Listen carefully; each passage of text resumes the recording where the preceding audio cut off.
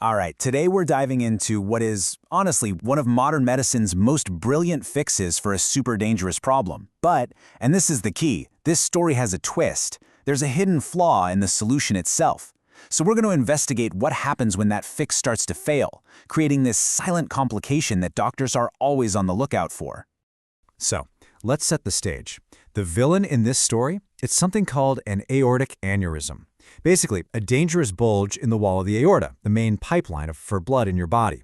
Now, to stop this from causing a catastrophic rupture, surgeons came up with this really elegant, minimally invasive solution. It's called endovascular aortic repair, or EVAR for short. And the idea behind it is just brilliant. It's so simple, really. Surgeons thread this fabric-covered stent, it's called an endograft, right inside the aorta. You can literally think of it like relining a weak, bulging pipe from the inside. It reinforces the artery wall, takes all that pressure off, so this graft, it creates this brand new, secure pathway for blood, and it completely walls off that dangerous aneurysm. Problem solved, right? Well, mostly. Yeah, this is exactly where our story takes a sharp turn. Because even after this amazing, state-of-the-art repair, blood can somehow find a way back into the very aneurysm sac we were trying to seal off. And that brings us to the central mystery we're going to unravel today. Okay, so this phenomenon has a name. It's called an endoleak, and you really got to get this term. It means that even with that graft in place, blood is still leaking into the aneurysm sac. And what happens then? Well, it can start to repressurize and grow, bringing back the exact same risk of rupture we were trying to prevent in the first place. Now, here's the thing. Not all leaks are created equal. Not even close.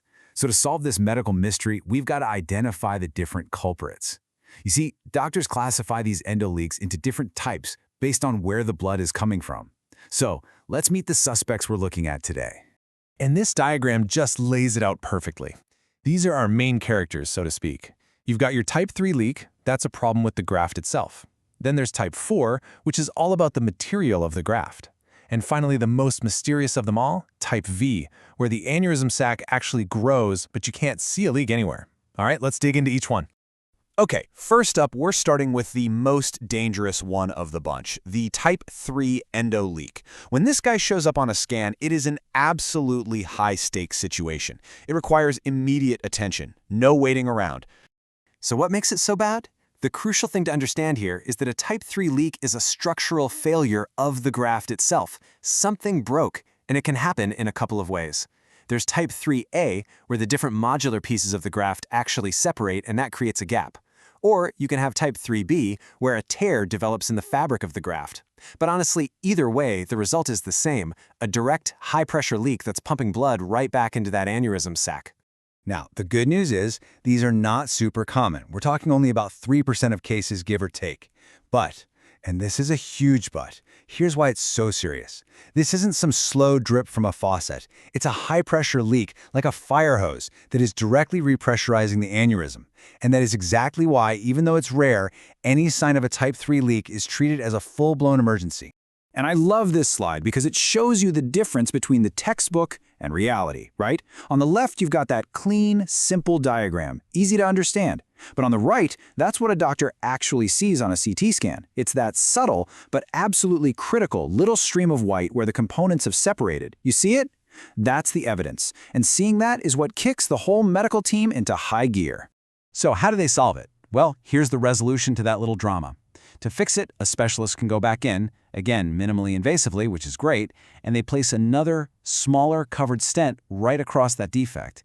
It basically patches the hole. It seals the leak, and it makes the original repair whole again. It's literally a fix for the fix.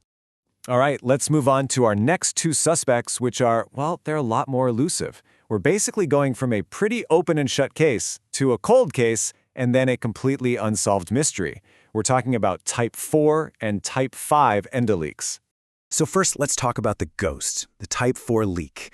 And honestly, you can think of this one as a historical footnote. Back in the day, the fabric on the very first endografts, it wasn't perfectly sealed. So right after surgery, a tiny bit of blood could kind of sweat through the material. But it was always a self-limiting thing, and it's basically a cold case now. It's been solved by huge improvements in graft technology. You don't really see it anymore. And that brings us to the real phantom of the group, which is also known as endotension. And this is a true medical puzzle. I mean, all the signs are pointing to a leak, right? The aneurysm sac is getting bigger. But when doctors look, even with their most advanced imaging, they can't find a leak anywhere. It's this incredibly frustrating contradiction, and it requires some serious medical detective work. So the big question is, how on earth do you find a leak that you can't see? Well, the investigation for a type V endoleak is the super meticulous process of elimination. It's a real hunt for a phantom. Okay, so the whole investigation kicks off with a clue, just like this one here. You see the scan on the left? That's the aneurysm sac right after the repair. Now look at the right. That's just 6 months later, and it has clearly gotten bigger. That growth, especially if it's more than 5 millimeters in a year, that's the trigger. That tells the doctors, Houston, we have a problem, but our initial scans haven't found the source. So, the hunt follows a pretty clear protocol. First, you get the clue. The sac is growing, but all the standard scans are coming up empty. That's what triggers the deep investigation, and they bring out the big guns, catheter angiography.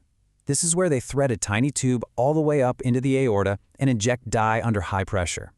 They're hoping to force even the tiniest, most hidden leak to show itself. And if that totally exhaustive search still turns up nothing, that's when the case is closed with a diagnosis of a type V endoleak. And this is what that deep investigation looks like. It is an unbelievably thorough process. I mean, the team injects dye above the graft, they inject it below the graft, they inject it inside the graft. They are methodically, step by step, ruling out every other possible type of leak. It's really a testament to the kind of diligence it takes to solve these complex cases. But here's the problem. Once you've finally diagnosed a type V leak, what do you do about it? You don't have a clear target to go in and patch. So the options get a lot more complex. The first step is usually to try and reline the entire existing graft with a new one. But if that doesn't stop the sac from growing, the patient might have to face the very thing EVAR was designed to avoid in the first place: complex open surgery. So after going through all of these complex and sometimes pretty mysterious complications, what's the big takeaway? What's the one thing you should really remember? Well, it all boils down to one critical concept. And you know what? This quote from one of our sources just says it all perfectly. These problems, they aren't just something that happens right after surgery. They can pop up months or even years down the line. And that reality, it completely changes how we have to think about this procedure. So, the most crucial point here is that EVAR is not a fix-it-and-forget-it kind of deal. Not at all. It's really the beginning of a lifelong partnership between the patient and their medical team.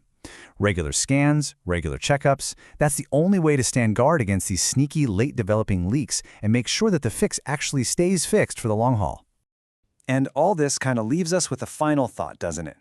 The whole story of Endoleaks is just a perfect example of this constant dance between medical innovation and human biology. We create these absolutely brilliant devices, but the body, it can be unpredictable. So the real challenge, the next frontier, isn't just about making better devices. It's about better understanding and anticipating all the subtle ways our bodies interact with them over an entire lifetime.